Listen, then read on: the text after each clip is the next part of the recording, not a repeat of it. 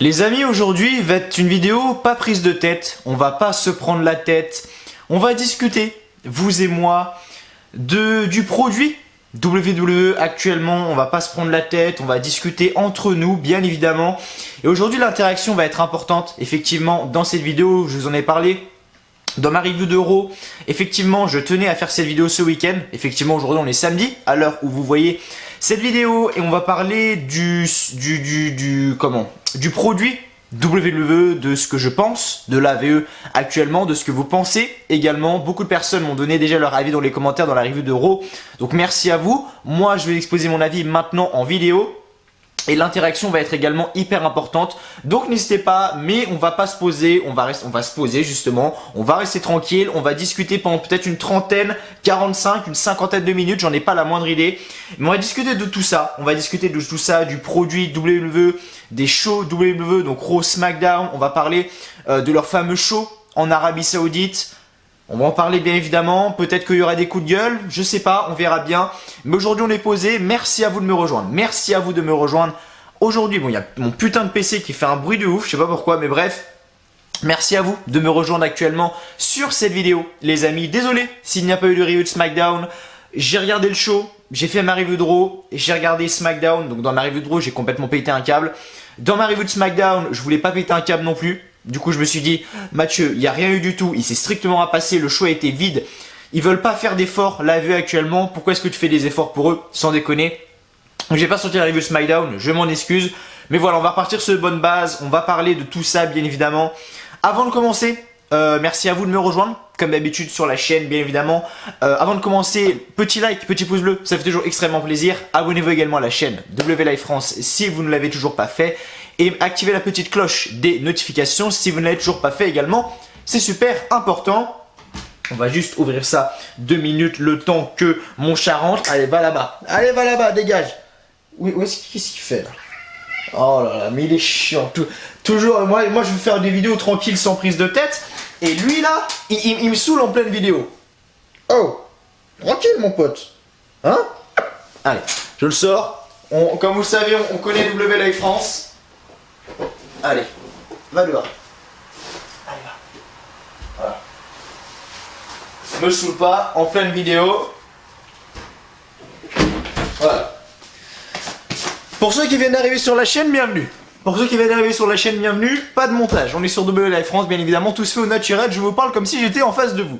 Donc bref, donc activez la petite cloche de notification, ça fait toujours extrêmement plaisir. Et mettez un petit commentaire en dessous de la vidéo pour me dire ce que vous pensez du produit WWE. Et de tout ce que je vais vous dire, merci à tous ceux qui resteront jusqu'à la fin de la vidéo. Avant de commencer également à parler de 2-3 petites choses, hein, bien évidemment. Je tiens tout simplement à faire une petite dédicace, à faire un petit coucou à tous mes abonnés du Sud, plus précisément de Aix-en-Provence, qui ont été au live event à Aix-en-Provence. Donc c'était hier. Merci à vous de m'avoir envoyé des photos, des messages, etc. avec les superstars, etc. C'était un super moment. Là je fais la vidéo, il est tôt le matin. Il est 8h10 actuellement où je fais la vidéo, on est donc samedi les amis et voilà, la vidéo va sortir donc samedi vers 18h je pense. Et voilà, merci à tous ceux qui m'ont envoyé, j'espère que vous avez passé vraiment un bon show les amis, voilà. Donc bonjour, gros big up à tous les abonnés de Aix-en-Provence, les amis qui me suivent. Merci à tous les abonnés sudistes, vous êtes fidèles, et tous les autres abonnés de la France d'ailleurs, merci à vous de me suivre.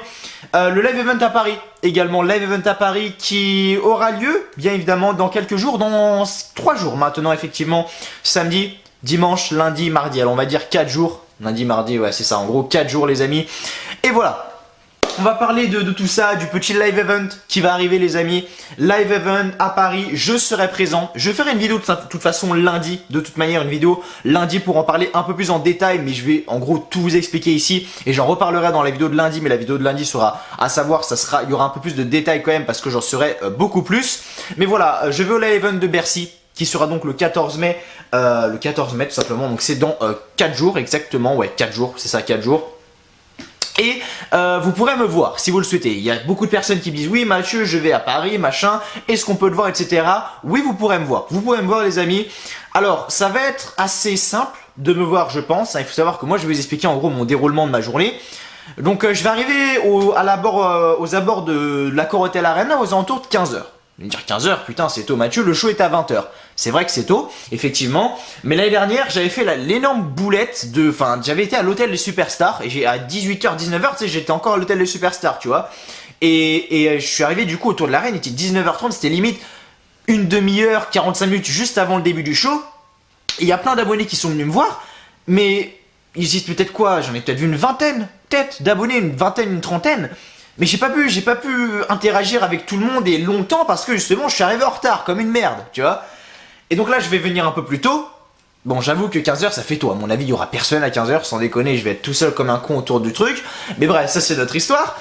Et bref, j'avais vu donc tous les abonnés et tout, c'était sympa. Donc aujourd'hui, donc cette année on va le refaire. Donc s'il y a des abonnés qui veulent me voir, etc., à 15h, je serai donc autour de l'arène, les amis. Donc si vous voulez me voir comme l'année dernière, c'est-à-dire prendre des photos, parler avec moi ou quoi, n'hésitez pas, comme d'habitude, je serai toujours ouvert à vous, sans déconner. Et à partir de 17h30, plus de Mathieu, effectivement. Car oui, j'ai pris le pack VIP. J'ai pris le pack VIP cette année. Pack VIP, comme j'ai expliqué dans d'autres vidéos, permet de rencontrer des superstars, donc 3 superstars de l'AVE que je ne sais toujours pas.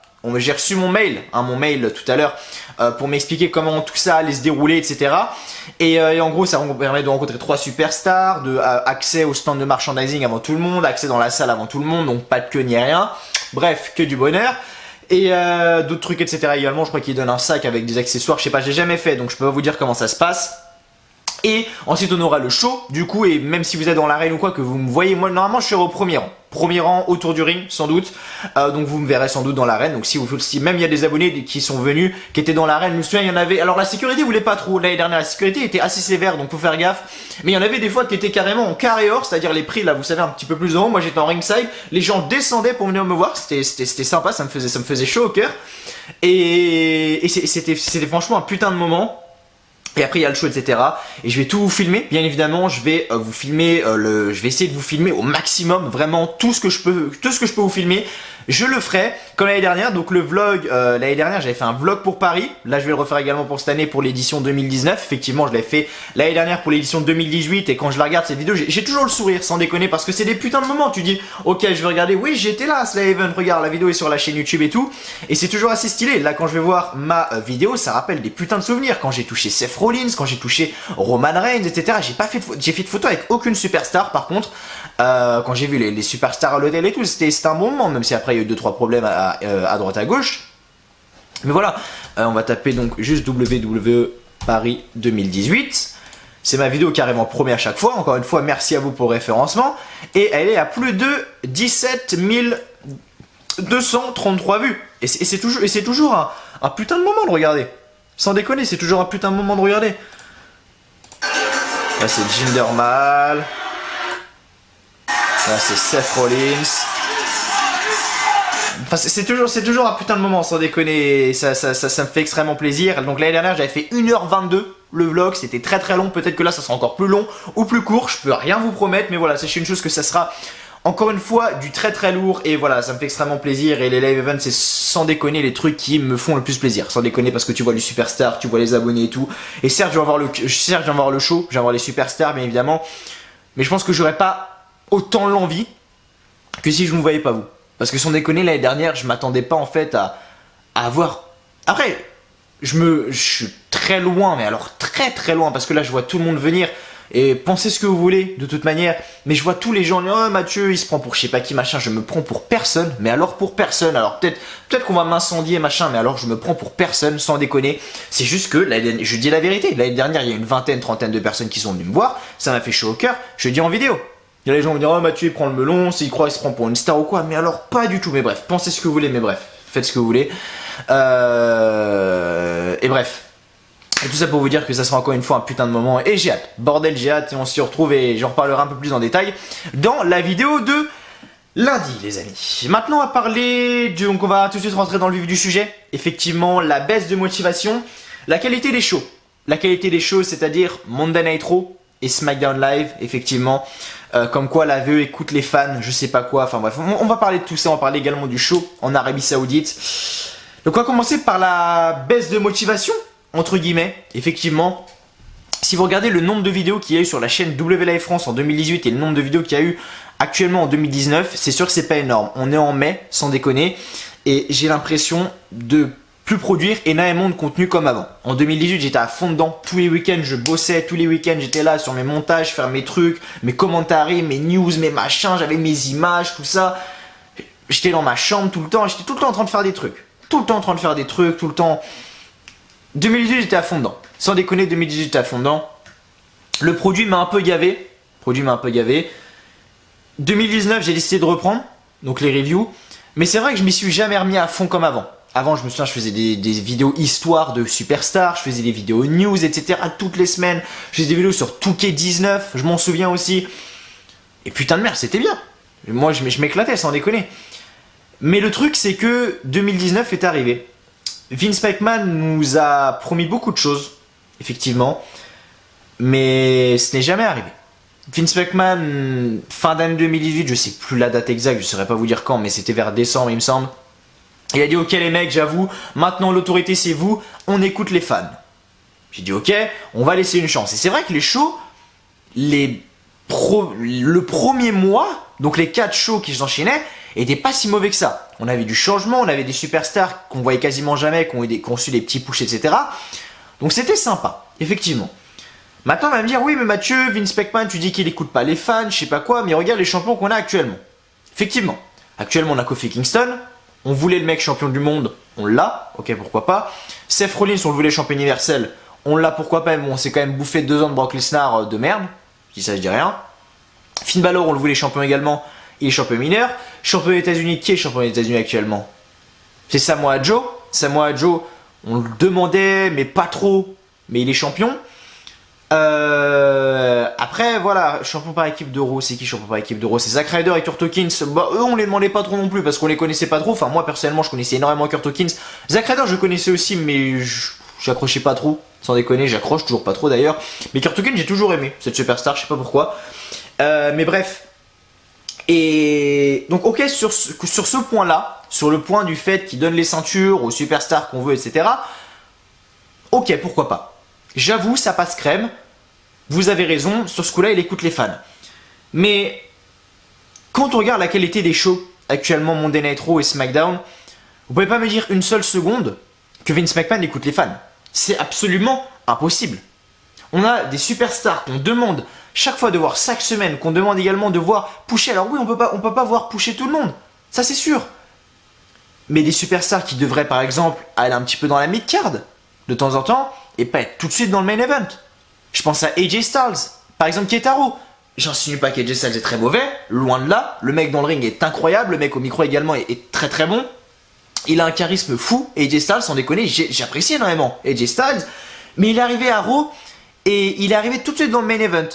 C'est-à-dire qu'il est arrivé à Raw, il aurait pu par exemple être un peu dans la mid-card pour le championnat des États-Unis avec une petite rivalité contre Samoa Joe. Ok, c'est du vu, c'est du répété, on l'a déjà vu quand c'était vers SummerSlam. Ok. Mais ça pourrait donner du bon. Ensuite, AJ Styles galère un peu dans la mid-card et là, il monte dans le main event. Non, boum, il a directement été dans le main event. Pourquoi pas? Je prends l'exemple de Bobby Lashley. Également, Bobby Lashley, personne ne veut le voir. Je veux dire, Bobby Lashley, moi, quand je le vois sur mon écran, putain, à part une bête de muscles, je vois rien du tout. Aucun charisme, aucune personnalité, aucun niveau au micro. Je veux dire, Bobby Lashley, le mec est... Je vais pas dire pusher parce qu'il a gagné aucun titre à part le championnat intercontinental, mais le mec est toujours dans le main event avec Drew McIntyre, Baron Corbin, les bails bizarres là. Et le mec est pas si mal utilisé que ça. Sans déconner, alors que personne veut le voir Bobby Lashley. Il y a des fans de Bobby Lashley, bien évidemment, dans tout ce que je dis, il y aura toujours des pour et des contre. De toute manière, moi je vous expose mon avis, donc c'est pour ça votre avis est très intéressant en commentaire. Je prends l'exemple de Braun Strowman, également Braun Strowman qui était avec la Wyatt Family. Le mec, dès qu'il a commencé un peu à aller en solo, qu'il a commencé à être dans le main event, qu'il a commencé un peu à affronter Brock Lesnar à Great Balls of Fire. Non, c'était pas Great Balls of Fire. C'était pas Great Balls of Fire. Great Balls of Fire, c'est Samoa Joe. Ça devait être No Mercy. Si je dis pas de bêtises, No Mercy 2017. Dès que le mec a commencé à être là, c'était cool. Il a été à WrestleMania. Bon, ça a été horrible. Il a gagné la Battle Royale, la Battle Royale à 50, là, le Royal Rumble à 50, le Greatest Royal Rumble à 50. Il a gagné le trophée et tout. Et le mec, il avait eu une opportunité, justement, pour être champion universel plusieurs fois. Il a gagné la mallette du Money in the Bank. Enfin, le mec était bien utilisé. Et Braun Strowman, beaucoup de personnes l'aimaient. ils ont commencé à faire de la merde avec lui. Ils ont commencé à faire de la merde avec lui, ils ont commencé à l'aller à Drew McIntyre, à Dolph Ziggler, il était très bien en face, sauf qu'ils l'ont fait tourner en heel, ensuite ils l'ont refait tourner en face, ensuite ils l'ont remis en heel, enfin, je sais pas ce qu'ils ont branlé avec lui, mais le mec l'ont détruit. Le mec l'ont détruit et c'est des superstars que tu demandes pas. Braun Strowman, qui a demandé une seule seconde de voir l'année dernière, qui a demandé une seule seconde de voir Braun Strowman turner heel? Personne. Parce que Braun Strowman était très bon dans ce rôle de face. Très bon. Et quand je vois Braun Strowman là actuellement, bah ok, c'est cool. Je le vois, mais je n'ai plus la même sensation qu'avant. Quand je voyais avant Braun Strowman, je me disais putain de merde, là il va se passer un truc. Le mec est là, le mec est très bon micro, le mec fait 2,50 m sans déconner. Et là, il va se passer un truc, il va détruire, il va casser la gueule à un mec, enfin, il va avoir du divertissement. Là, le mec arrive, quand il prend le micro, je suis désolé, je ne crois plus une seule seconde dans ce qu'il dit. Sans déconner. Donc bref, c'est toutes des petites choses comme ça. L'exemple des Revival, également, alors je vais pas faire tout le roster, bien évidemment.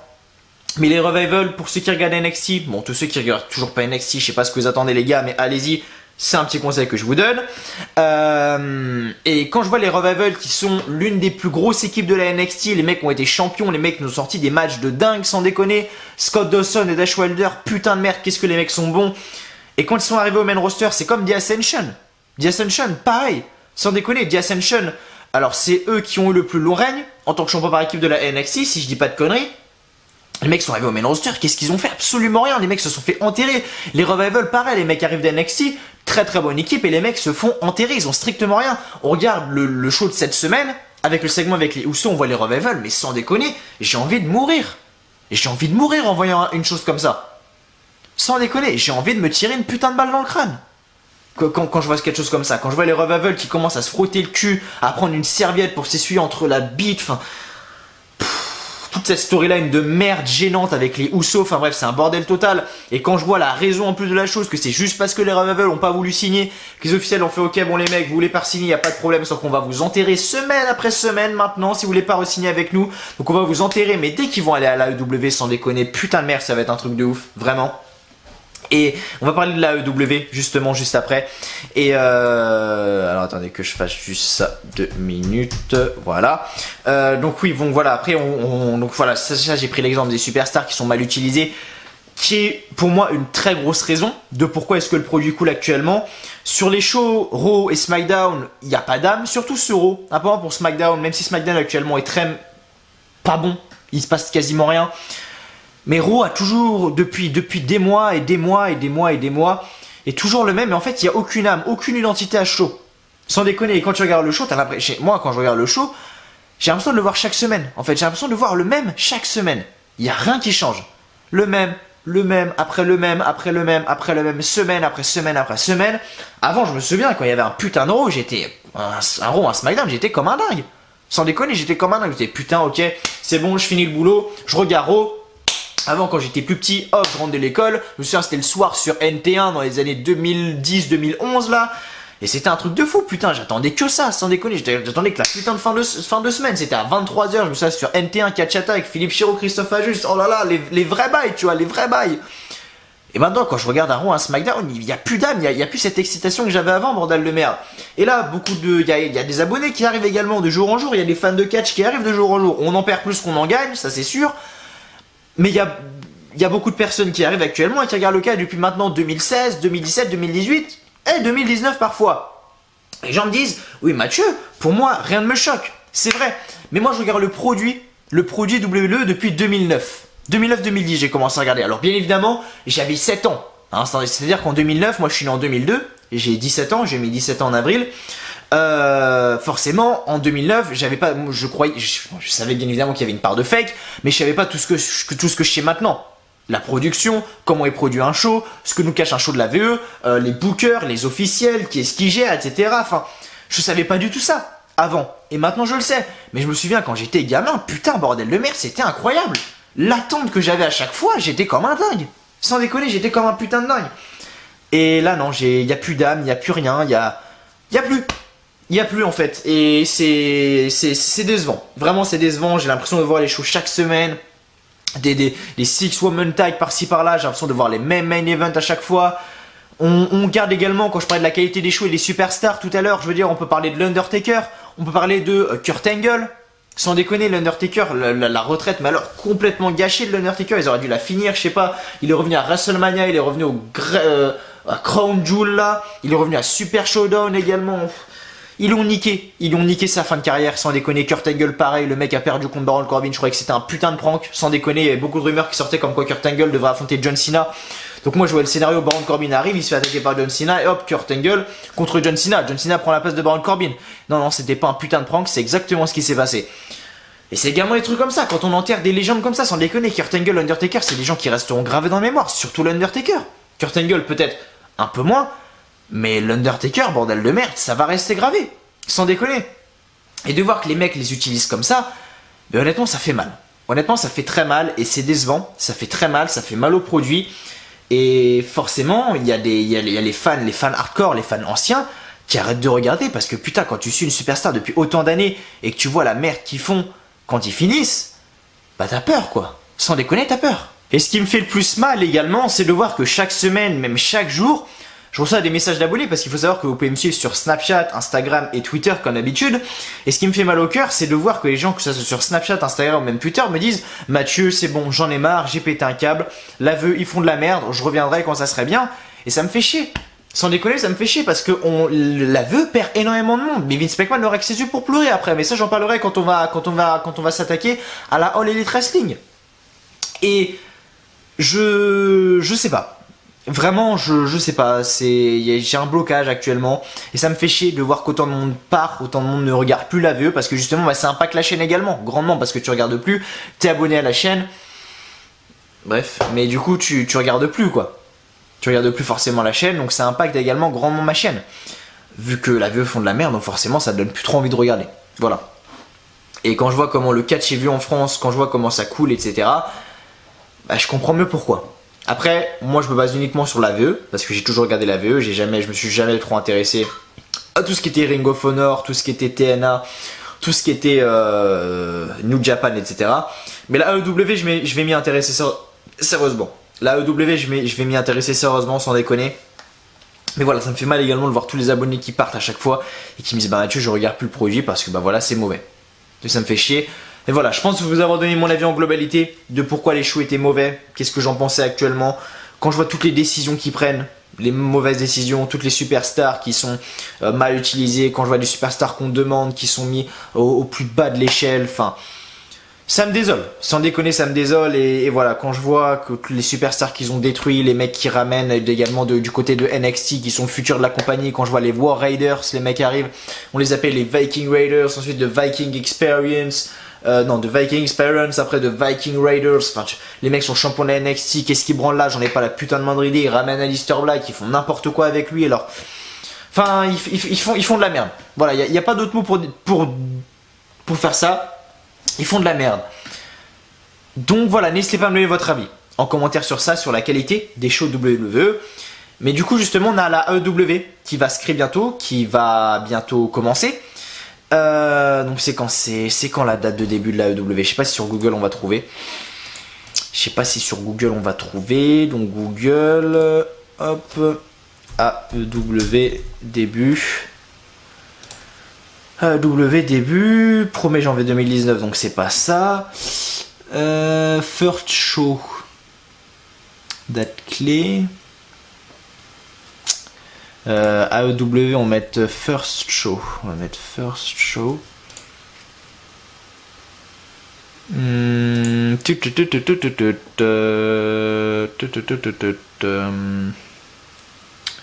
8 janvier 2019, non. Ok, c'est ça. 25 mai. 25 mai, le premier show de la AEW va avoir lieu. Donc c'est bientôt. C'est dans c'est dans 2 semaines. 2 semaines, c'est c'est la semaine d'après le live event que ça va commencer. Et j'ai envie de voir. Sans déconner, j'ai envie de voir ce que ça va donner. Et je pense qu'actuellement, si Vince McMahon et tout, ils font de la merde comme ça autant, si les officiels font autant de merde comme ça, c'est qu'il y a une raison. C'est qu'à mon avis, ils ont un gros manque de concurrence. Il n'y a personne actuellement qui leur arrive à la cheville. Donc Vince McMahon, il est comme ça sur le bureau, tu vois. Il est comme ça, le mec, il est tranquille. Il se met comme as, il pose les yeux comme ça. Il attend comme ça tranquille, il attend que les officiels leur donnent les idées. Le mec a aucune concurrence, donc forcément le mec il est comme ça, il est tranquille sur sa petite chaise, ok montre-moi ça, c'est de la merde, ok cool, bah les couilles tu vois. Le mec est sans doute tranquille. Par contre, quand il va voir la EW, le mec va stresser dans tous les sens, il va prendre ses putains de papiers, écrire ses putains de scripts et il va se bouger le cul. Parce que là il aura de la concurrence et là ça va lui faire mal. Et j'espère juste une chose, sans déconner, c'est que la AEW vont mettre une putain de pression, une putain de concurrence à la VE pour leur bouger le cul. Et sans déconner, si la VE sont dépassés, je vous le dis tout de suite, juste pour les heures de merde, les Raw de merde, les SmackDown de merde, toutes les heures de show de merde que je me suis tapé, que Vince McMahon m'a fait endurer, je serais prêt à tourner le dos à la WWE et du côté de la All Elite Wrestling. Que ce soit pour moi, pour mon plaisir personnel, parce que j'ai envie de voir du catch, j'ai envie de voir un bon produit, j'ai envie de voir ceci, cela, et j'ai pas envie de voir de la merde comme ils font chaque semaine. Et je serais prêt justement même à transformer la chaîne en AEW et plus en WWE. Si les deux par contre me conviennent, je resterai WWE. Et si la VE se réveille, je resterai WWE quand même. Parce que la VE c'est quand même ma compagnie de cœur, c'est quand même celle qui m'a fait aimer le catch. Donc voilà, c'est pas la AEW, tu vois. Mais j'espère juste que la AEW va mettre une putain de concurrence, une putain de pression à la VE. Et que Vince McMahon n'aura plus que ses putains de œufs pour pleurer. Sans déconner et qu'il se dira putain pourquoi j'ai fait le con comme ça. Et j'espère qu'il le respectera. Parce que ce qu'il n'a pas compris Vince McMahon, c'est que Vince McMahon il pense argent, argent, argent, argent. Et c'est vrai qu'actuellement la VE font énormément d'argent. Ils sont dans des sommes astronomiques. Mais c'est les audiences qui coulent. C'est-à-dire que les mecs font argent, argent, argent, argent. Mais le truc c'est que ils pensent argent, argent, argent. Mais quand tu regardes les audiences, c'est la crise. Sans déconner, c'est la crise. Les mecs vont passer chez Fox en novembre, il me semble. Octobre, novembre, je sais plus. Et les audiences sont actuellement à 1,8 million. Les ratings sont actuellement à 1,8 million de téléspectateurs chaque semaine pour Raw. Et SmackDown, je crois que c'est un peu moins, je crois que c'est à 1,5 million. Et la Fox veut 3 millions de téléspectateurs, donc c'est le double, quasiment. C'est quasiment le double. Donc Vince McMahon a intérêt de se bouger le cul. Sinon, le contrat entre la Fox et eux peut être annulé. Pour vous dire à quel point c'est la crise et c'est la merde. Donc j'espère que Vince va se rattraper. Là il nous fait des petites choses, il essaie de nous ramener 3 superstars d'Euro, 3 superstars de SmackDown par-ci par-là. Ça marche pas forcément, mais bon, il le fait quand même. Maintenant, il faut voir. Il faut voir comment ça va se passer. Il faut voir quand la EW vont se créer. Les mecs peuvent créer une putain de concurrence à la VE, sans déconner. Les mecs ont les talents pour. Kenny Omega, Chris Jericho, les Young Bucks, Cody. Après, je connais pas énormément, mais voilà. Les mecs ont tout. Les mecs ont tout pour réussir. Et ça me ferait plaisir. Sans déconner qu'ils aient un petit coup de pression et que Vince McMahon se remette sérieusement en question. Et s'il avait plus que ses putains de jeux pour pleurer, ça me ferait extrêmement plaisir. Et maintenant, on va parler quand Vince McMahon nous a dit qu'il écoutait les fans. Ça va également en faire partie, hein, effectivement. C'est le show en Arabie Saoudite. Donc c'est alors comment il va s'appeler? Je sais même pas comment le show va s'appeler en Arabie Saoudite, sans déconner. On va taper ça. Je vais juste essayer de retrouver l'article, hein, avec tout ce qui est Goldberg, etc. Hop, ok.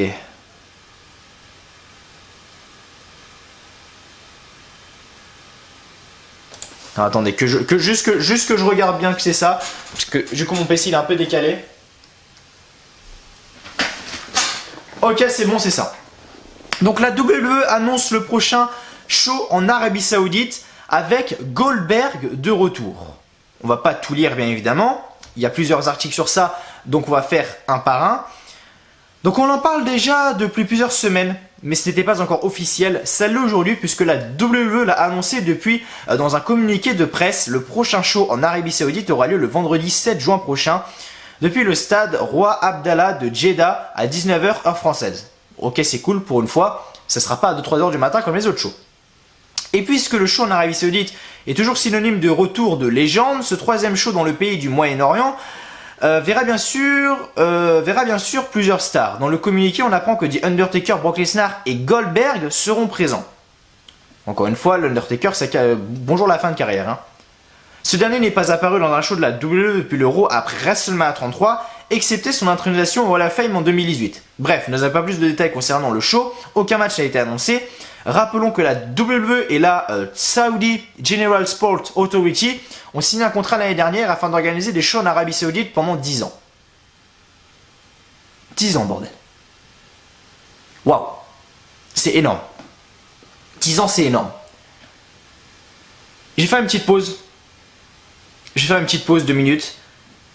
Et on va en parler de tout ça. D'accord? On fait ça, je vous retrouve dans quelques instants. Pour vous reparler de tout ça, de tout ce qui est Arabie Saoudite, etc. On se retrouve dans quelques instants. Donc après plusieurs recherches, bien évidemment beaucoup d'abonnés m'ont parlé du retour de Goldberg, ça va sans doute faire plaisir aux anciens. Goldberg, superstar très connu à la WWE. Goldberg s'entraîne pour le show en Arabie Saoudite, effectivement c'est Catch News qui nous le rapporte.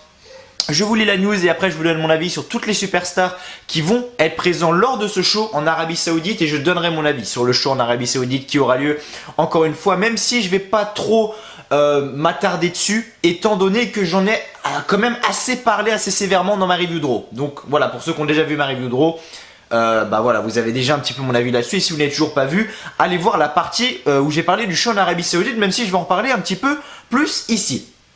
Donc comme on dit sur Catch News, Goldberg va revenir sur le ring de la WWE pour le prochain show en Arabie Saoudite le vendredi 7 juin 2019.